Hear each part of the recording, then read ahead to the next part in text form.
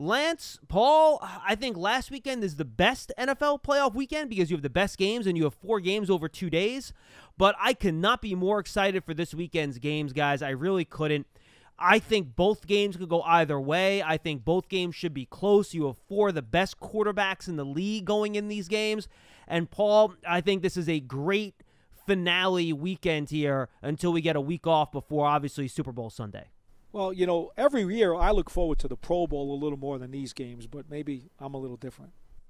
A little different?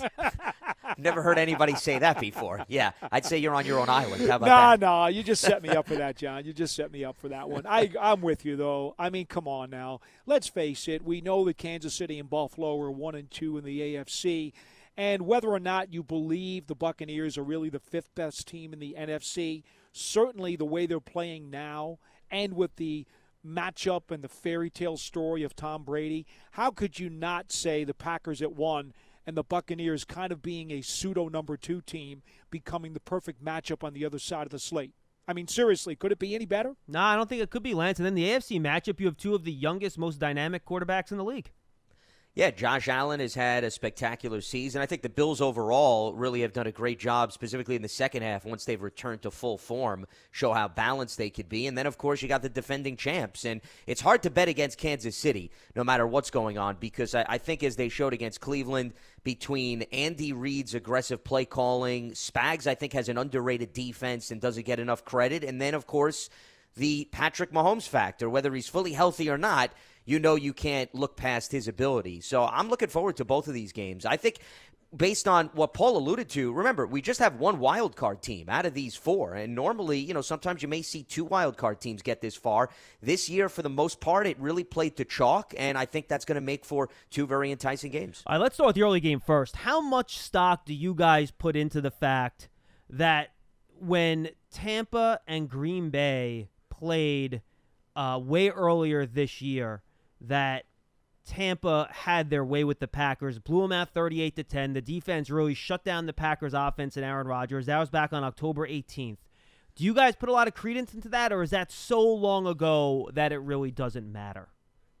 I personally don't put any credence in it because, first of all, Aaron Rodgers threw 2 interceptions in that game, John, and he wound up finishing with 5 picks. So if that doesn't put things in perspective, then I don't know what does. Do you really think – now, granted, Tampa Bay was extremely opportunistic against Drew Brees, but what's the chances you go up against Aaron Rodgers twice in the same season, because it is still the same season, and you pick him off at least twice? I would say that is an extremely rare occurrence. Plus, I think the Bucs are a very different team, and I know they were the team that won, but I think their offense has changed dramatically. I think they're much more on the same page with Brady and company. And then when it comes to Green Bay, I also think the Packers defensively have come a long way, as well as their offensive line. Remember, they lost David Bakhtiari, their left tackle. They've done a pretty good job filling in for him. So I don't really think either of those teams are what they look like back in Week 6. That's why I don't put much of anything in that context. Yeah, I agree with Lance on this one. I just don't see it having a ton of relevance. There may be certain individual matchups where certain players remember some things that happened in that game that may be of some frame of reference to them. But to say that it will have a large impact on Sunday, I don't believe so at all. I quite frankly believe the Packers will win the game. Yeah, so do I, Paul, and I'm with you. And this is why I asked that first question the way I did, because I think it's counterintuitive a little bit, because that was Aaron Rodgers' worst game of the year by far. It wasn't close. But I really like this matchup for the Packers' passing offense. The Bucs are very aggressive defensively. They blitz a ton. They are going to play a lot of man-to-man out there. They're going to try to confuse the opposing quarterback. One, the Packers' offensive line, even with David Bakhtiari out, was tremendous last week against L.A. They were fantastic. Yeah. They did a great job. You're not fooling Aaron Rodgers. I don't care how many creative blitzes Todd Bowles figures out. They don't have someone, in my opinion, that can cover Devontae Adams one-on-one. So despite the fact that that first game was Aaron Rodgers' worst game of the year, I think this has the potential to be a big-time Aaron Rodgers passing game. The Bucs are the best run defense in football. I could see Rodgers having a big bounce-back game in this game, and bounce back not from last week, but from that first game he had against the Bucs earlier in the year, and just have a really monster game and make some really big plays in an outdoor cold weather environment. Well, it's hard to doubt the Packers considering they just went up against the number one scoring defense in the NFL. That was the Rams, and they put up 32 points on the Rams, and they handled them like the Rams were the 32nd ranked defense. Between the way the offensive line played and protected Aaron Rodgers, he wasn't sacked. He took one quarterback hit, and they also were able to run the ball very effectively and barely had any negative plays. I can't remember one play that went backwards for the Packers against the Rams last weekend. So if you apply that performance, and they're more than capable of duplicating that against a Bucs defense that I don't think is as nearly consistent and efficient as the Rams have been this season, on top of that, here's my biggest concern for Tampa Bay. While I love their offense, and I think their offense is more than capable of scoring continuously on Green Bay. Yeah, I agree. I think if there's one weakness, it's the Packers' defense, specifically in the secondary. But getting back to my point, if you've noticed what Tampa Bay has done in the postseason, it's been short fields set up by takeaways, and Tom Brady and company have capitalized. Well, what does Green Bay do better than any other team in the NFL? Protects the football. They had a season-low 11 giveaways.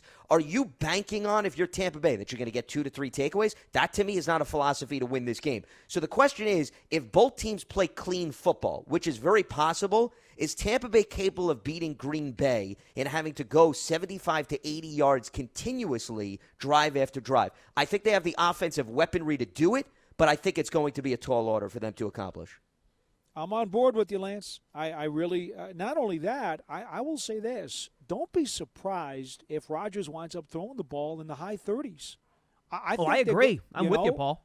I don't think that they're going to try to run and pound it out. I think there's going to be a lot of screens, a lot of little checkdowns and dump-offs. I think Rodgers is going to throw the ball a lot in this game, and I do think the weather conditions will have something of an impact on it. Okay, I don't want to make a big deal about it. Now, I'm not buying it affecting Brady, though, are you? No, because Brady's played in Massachusetts, so I get that. So is Gronk, too, yeah. Yeah, so I don't think it's going to be a big deal necessarily to some guys, but I do think to some others it will be. And, hey, and I'll tell you something else, too, and maybe I'm overlooking at this. I'm kind of overstating it just a bit, but I trust Crosby more than I do Suckup in this situation. And if the game does come down to a kicking game, I'm going to give the advantage to the Packers. No, I agree. I think Keep that's in mind, fair. Crosby was shaken up against the Rams. I wonder whether or not that will have an effect this week. It was a shoulder, right? I think that he kind of banged up on that. Was it a botched? It was a botched extra point, It right? was a botched extra point. Yeah, and then he went down awkwardly as they went after him. Yeah. Yeah, to me, I think this has the chance to be a shootout. Like, to Paul's point, I could see both these teams throwing it 35, 40 times in this game, and that would not surprise me. I think it could be a great quarterback battle, and I think this could be, and look, this isn't for your hardcore NFL fans. They know how great Davante Adams is, but if you ask, like, a more casual fan that maybe doesn't follow the game as tightly, and doesn't have that big name like, Terrell Owens or Randy Moss back in the day, this could be like the Davante Adams, oh, wow, the rest of America that doesn't really pay attention. No, seriously, like, Paul, he might be the best wide receiver in football. I mean, he's really good. He's really good. So I could see this being his big coming out party game. And I think the other question I have, Lance, I think is interesting for the Bucs. You mentioned the Packers' weakness being in their secondary. I think Jair Alexander is a really good cornerback, but I think once you get past him, you have some questions. So are they going to line up Alexander on one of those Bucs wide receivers, try to take him away? Are they going to keep him to one side? Who's going to be that Bucs receiver that Brady goes to in this game? Who's going to be the guy that he likes the matchup and he's going to attack? Is it going to be Gronk? Is it going to be Godwin? Will Antonio Brown come out and have a really big game? I think that'll be interesting to see how the Bucs utilize all those weapons and find the right matchups against the Packers defense. John, the other day, I think it might have been on NFL Network, they were talking about who is Tom Brady's favorite go-to target in a situation like this. It's probably Gronk, right? And well, not necessarily this year. Over his career, it has been. But the answer was the guy who's open. Well, because he spreads the wealth. Yeah. Exactly. He doesn't necessarily play favorites. However, with that being said, I also think he did a nice job turning to the Scotty Millers of the world and the Tyler Johnsons against the Saints. Those two guys actually made one or two big catches that ultimately helped them get into scoring position or result in a touchdown. So, Brady's going to take essentially what Green Bay gives him. He's not going to force it to one guy, and he doesn't need to, because I think Tampa Bay has a tremendous amount of depth, but I actually think this may be more of a game between Ronald Jones / Leonard Fournette and Aaron Jones / A.J. Dillon if he's able to play, because he's been on the injury report. The reason I bring that up is you look at Fournette. Fournette was actually a very effective receiver in the game against the Saints. And we always have debates about, well, you want to see teams get balanced on the ground versus through the air.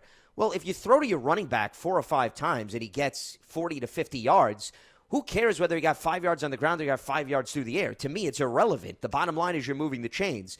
I think they showed that, hey, if Fournette's open in the flat, Brady's going to dump it off to him. And same thing with Ronald Jones. So what the running backs can do, I'm not going to categorize it on the ground. I'm going to say productivity for that position. I think that's going to go a long way in actually determining where both of these teams go, because as we just talked about, they both can throw the ball down the field. They both have the weaponry to do that. I actually think, some of the Packers' other weapons are overlooked a little. Allen Lazard made that big touchdown. Robert Tonyan has also been a moving the chains type of guy throughout the season. So to me, I'm actually looking more at the running backs, what they could do between the ground and the air as being a big difference maker in this. All right, guys, give me your picks. I think this game is extremely close. I'm going to stick with the Packers. I think overall, the Packers are probably just a slightly better team. It would not surprise me if Tampa won this game, but in the end, I'm going to go with Rodgers and Adams. I think they have a monster game, and I think the Packers walk away with the victory. Yeah, Packers in a close one for me. I'm going to go Green Bay, too. I just think Tampa Bay needs a turnover or two to win this game, and to bank on that coming from a team that's so good at protecting the football. Granted, listen, guys, it came when the Giants played the Packers. Remember that year in 2011? Green Bay protected the ball like crazy, and then they coughed it up. So weird things happen in NFL history, but I'm just not going in thinking that that's how it's going to play out. I'm with the Packers. Limited Giant season tickets are on sale for the 2021 season. In addition to ticket savings, membership benefits include access to exclusive events, experiences, pre-sales, and more. You can lock in your seat starting at just $100. Call 888-NYG-1925 or visit Giants.com/tickets for more information. All right, let's jump to the AFC, guys. And again, I really want to pick the Bills in this game. I'm not going to give my pick now, but I think one interesting stat I found that I think speaks to the lack of dominance from the Chiefs this year. Because I think people think, oh, Mahomes, the Chiefs, they're dominant, they're great. And yes, they are. The Chiefs have not won a game by more than 6 points since November 1st. They have played a ton of close games this year, even against teams that you think they maybe should have blown out. Mm-hmm. So to me, this is going to be a really tight game. I do wonder about how the Bills consistently move the ball here. I know how Steve Spagnuolo operates. I think he's going to do his best to try to take Stephon Diggs out of this game as the biggest weapon that they have. So where do the Bills go after that? Can John Brown do enough? Can Cole Beasley do enough?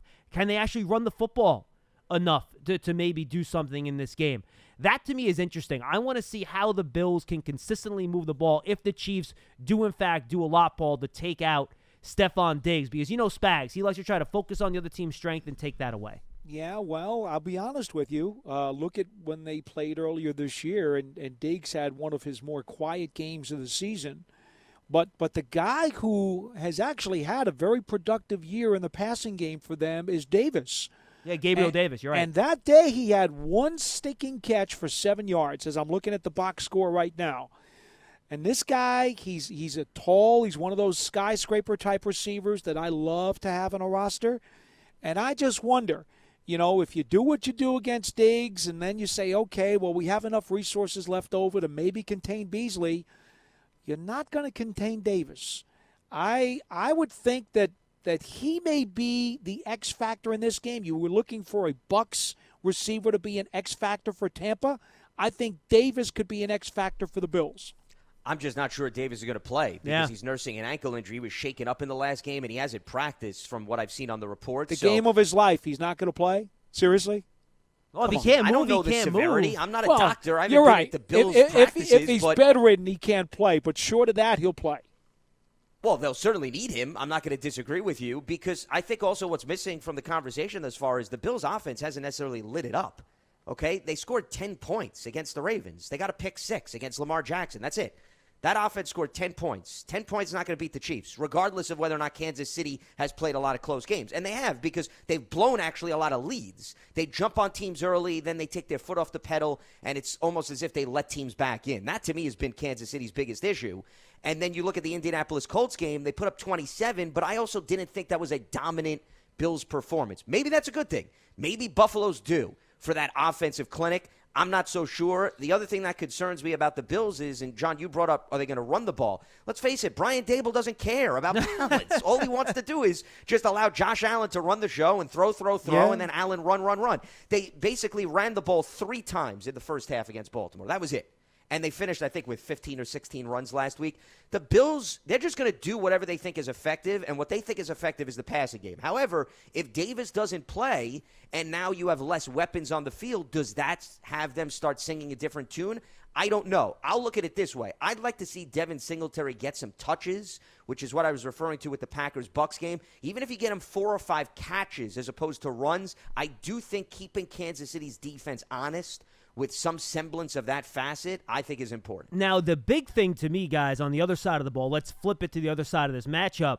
The Bills' defense, after playing very poorly for the first couple months of the year, has played much better football over the past couple of months. Yeah. They have good players in the secondary, Tre'Davious White, Micah Hyde. They have some good players back there, and I wonder if they can do enough to just, look, you aren't stopping Patrick Mahomes and the Chiefs, right? But you can contain them. You can force them to kick field goals, which is kind of what happened in that first matchup, right? The Chiefs moved the ball up and down the field, but they had to kick field goals. They didn't get into the end zone.